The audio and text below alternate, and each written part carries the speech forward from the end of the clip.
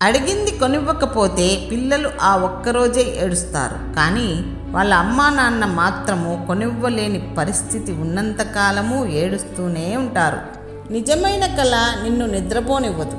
ఏ కళ లేనివాడే ఎక్కువ గంటలు పడుకుంటాడు. బాధలో ఉన్నవాడిని బాగున్నావా అని అడగడం అమాయకత్వం. బాగున్నవాడిని ఎలా ఉన్నావు అని అడగడం అనవసరం. ఒక విషయం గుర్తుంచుకోండి, ఎవరైనా సరే 10 మందిలో ప్రశంసించాలి. అవసరమైతే మాత్రమే ఏకాంతంగా మందలించాలి. 10 మందిలో ఎవరినైనా తక్కువ చేసి మాట్లాడకూడదు. ఆపదల్లో చిక్కుకున్నప్పుడు సహాయపడేవాడే బంధువు. భయంతో ఉన్నప్పుడు ధైర్యం చెప్పేవాడే మిత్రుడు. కటిక బీదరికంలోనైనా సరే భర్తను గౌరవించేది భార్య. నిందించడం తేలిక, నిందను భరించడం కష్టం. నీతులు వల్లించడం తేలిక, ఆచరించడం కష్టం. అబద్ధం చెప్పడం తేలిక, దాచడం కష్టం. పైన కనిపించే అలంకారానికన్నా లోపల ఉండే గుణం ముఖ్యం. విషం నిండిన బంగారు పాత్ర కన్నా తేనెతో నిండిన మట్టి కుండ ఎంతో విలువైనది. ఈ రోజుల్లో నటించేవారు నలుగురితో బాగానే ఉంటున్నారు. యథార్థంగా మాట్లాడేవారే ఒంటరిగా ఉంటున్నారు. అందుకే అన్నారు యథార్థవాది లోక విరోధి అని. ఒక మెట్టు ఎక్కగానే మాటల్లో, చేతల్లో, చూపుల్లో, ప్రవర్తనలో తేడా వచ్చిందంటే భగవంతుడు 10 మెట్లు కిందకి దింపేస్తాడు. తెలుసుకో. కూరలో కారం ఎక్కువైతే తినడానికి, మాటలో వెటకారం ఎక్కువైతే వినడానికి కష్టంగా ఉంటుంది. ఒక పక్షి పైకి ఎగిరితే మిగతా పక్షులు కూడా తనతో పాటు పైకి ఎగిరి ఆనందిస్తాయి. కానీ మనుషులు మాత్రం ఒక వ్యక్తి పైకి ఎగురుతుంటే వారిని తొక్కి ఆనందిస్తారు. నువ్వు ధైర్యంగా 1 అడుగు ముందుకు వేస్తే విజయం 10 అడుగులు ముందుకు వస్తుంది. మన గాయాలు కాలంతో మానవు. వాటిని భరిస్తూనే ఎలా బ్రతకాలి అనేది కాలం నేర్పుతుంది. ఫలితాన్ని ఆశిస్తూ పరిగెత్తవద్దు. పని చేస్తూ పోతే ఫలితం అదే పరిగెత్తుకుని వస్తుంది. నీ చుట్టూ ఉన్నవాళ్ళు అందరూ నీ వాళ్లే అని మోసపోకు. ఒక్కసారి వాళ్లకు వ్యతిరేకంగా మాట్లాడి చూడు, వాళ్ళ అసలు మనస్తత్వం బయటపడుతుంది. ఉన్నది ఒక్కటే జీవితం. మనసు చంపుకొని కాదు, మనస్ఫూర్తిగా జీవించు. నీకు ఏమి అనిపిస్తే అది చేయి. నిన్ను విమర్శించేవారు విమర్శిస్తూనే ఉంటారు తప్ప నీకు విస్తరేసి వడ్డించరు. చింత చెట్టుకి చింతకాయలు కాక టెంకాయలు కాస్తాయా?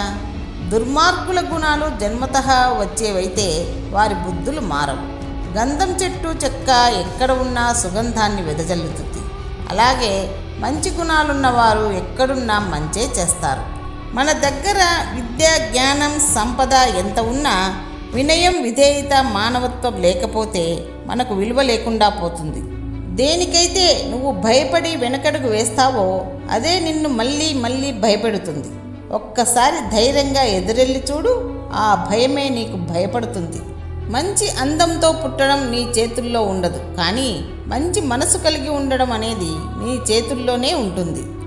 డబ్బు లేని పురుషుణ్ణి వేశ్య విసర్జిస్తుంది. ఓడిపోయిన రాజును ప్రజలు విసర్జిస్తారు. పళ్ళు ఇవ్వని చెట్టును పక్షులు విసర్జిస్తాయి. ప్రపంచంలో అందరూ వారి వారి స్వభావాన్ని చూస్తారు. ఎప్పటి వరకు మన నుండి జనానికి లాభం ఉంటుందో అప్పటి వరకే మనకు విలువ ఉంటుంది. కష్టాలను తప్పించుకునే వారికంటే వాటిని అధిగమించే వారే విజయం సాధించగలరు. వెళ్ళాలి అన్న స్థిర నిర్ణయం తీసుకున్నప్పుడే దారి కనపడుతుంది. దారి చెప్పేవాడు కనపడతాడు. పనికిరాని వస్తువులు ఇంటికి బరువు, పనికిరాని ఆలోచనలు మనసుకు బరువు. ఇతరుల సొమ్ము ఆశించేవాడు భూమికి బరువు. వజ్రం ప్రకాశించాలంటే రాపిడి ఉండాలి. మనిషి పరిపూర్ణత చెందాలంటే కష్టాలు ఉండాలి. నీతిగా ఉండేవాడు నిజం చెప్తాడు. మనసు ఉన్నవాడు మంచి చేస్తాడు. మనం చేసిన పని ఎంతమంది చూశారన్నది ముఖ్యం కాదు. మన పని వల్ల ఎందరి జీవితాలు బాగుపడ్డాయి అన్నది ముఖ్యం. మనిషికి ఓర్పు అవసరం. ఓర్పు లేని మనిషి నూనె లేని దీపం లాంటివాడు. శరీరంలో మార్పు వచ్చిందంటే లైఫ్లో కూడా ఏదో మార్పు రాబోతుందని అర్థం. డబ్బుతో మనశ్శాంతి రాదు. మనకు నచ్చిన వారు మనసారా మాట్లాడితే వస్తుంది. మితిమీరిన మంచితనం ఉంటే అయిన వాళ్ళే వెన్నుపోటు పొరుస్తారు. ఇష్టపడ్డ వాళ్ళు పెద్ద తప్పు చేసినా చిన్నగా కనిపిస్తుంది.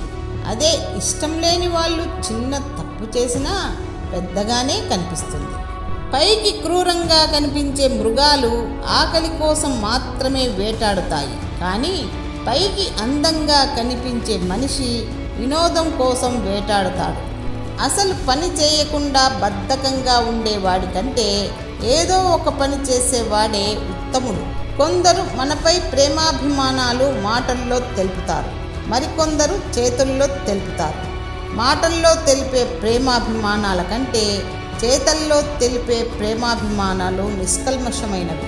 నీ సుగుణం నిన్ను రాజును చేస్తే నీ మూర్ఖత్వం నిన్ను బానిసను చేస్తుంది. ఆలోచన ఊహలేనివాడు రెక్కలు లేని పక్షి లాంటివాడు.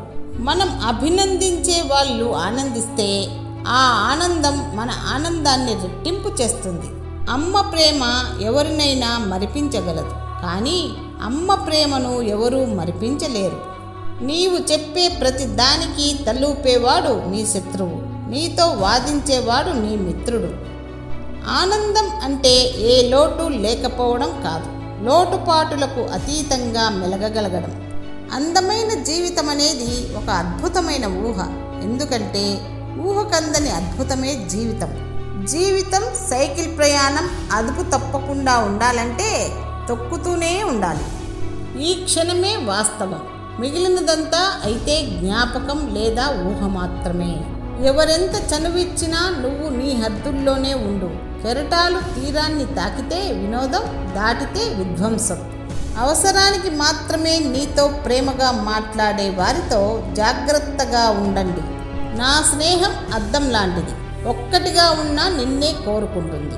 1000 ముక్కలైనా ప్రతి ముక్క కూడా నిన్నే కోరుకుంటుంది. నువ్వు సంతోషంగా ఉంటే జీవితం అందంగా ఉంటుంది. నీ మూలంగా ఇతరులు సంతోషంగా ఉంటే ఇంకా చాలా అందంగా ఉంటుంది.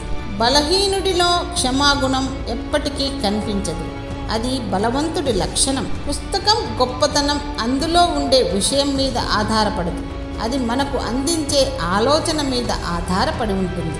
స్వార్థపరులు తమ స్వార్థం కోసం ఎవరి జీవితాన్ని అయినా బలి చేస్తారు. నీకు స్నేహితుడని చెబుతూ నీ పనులకు అడ్డు తగిలేవాడు నీ స్నేహితుడు కాడు.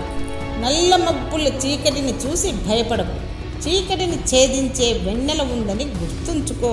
కాలం నీడలో కొందరిని మరచిపోతాం, కొందరి నీడలో కాలాన్నే మరచిపోతాం. మనం కేవలం విజయాల నుండి పైకి రాలేము, అపజయాల మీద నుండి కూడా ఎదగడం నేర్చుకోవాలి. మీ బానిసత్వాన్ని మీరే పోగొట్టుకోవాలి. అందుకోసం దేవుని మీద కానీ మహానుభావుల మీద కానీ ఆధారపడవద్దు. ఒక గొప్ప వ్యక్తికి ప్రముఖ వ్యక్తికి చాలా వ్యత్యాసం ఉంది. గొప్ప వ్యక్తి ఎప్పుడూ సమాజ సేవకై సిద్ధంగా ఉంటాడు. ఒక వర్గాన్ని ఇంకొక వర్గంపైకి ఉసిగొల్పే ధోరణి చాలా ప్రమాదకరం. ఇతరులకు స్వేచ్ఛను నిరాకరించే వారు తాము స్వేచ్ఛను పొందుటకు అర్హులు కారు. ఈరోజు తప్పించుకోవడం ద్వారా మీరు రేపటి బాధ్యతల నుండి తప్పించుకోలేరు. అహంకారం అనేది మనిషిని దైవాన్ని వేరు చేసేది, మనిషిని మాయలో పడేస్తుంది. జాగ్రత్త. క్రమశిక్షణ లేని బుద్ధి నిలకడగా, మనసు ఏకాగ్రతగా ఉండదు. ఏకాగ్రత లేకపోతే శాంతి ఉండదు, శాంతి లేకపోతే సుఖం ఎక్కడి నుండి వస్తుంది? ప్రపంచంలో జ్ఞానంతో సమానమైనది వేరొకటి లేనే లేదు. నీకు గౌరవం లభించలేదని చింతించకు. గౌరవం అనేది ఎదుటివారి మనసులో ఉండే ఒక మంచి భావన. దాన్ని ఎలా రూపొందాలో నీ ప్రవర్తనపైనే ఆధారపడి ఉంటుంది. మన మనసు మనం అదుపు చేసుకోలేకపోతే అదే మనకు ప్రధాన శత్రువుగా మారుతుంది. జీవితం భగవద్గీత పుస్తకం లాంటిది. మొదటి పేజీ జననమైతే చివరి పేజీ మరణం.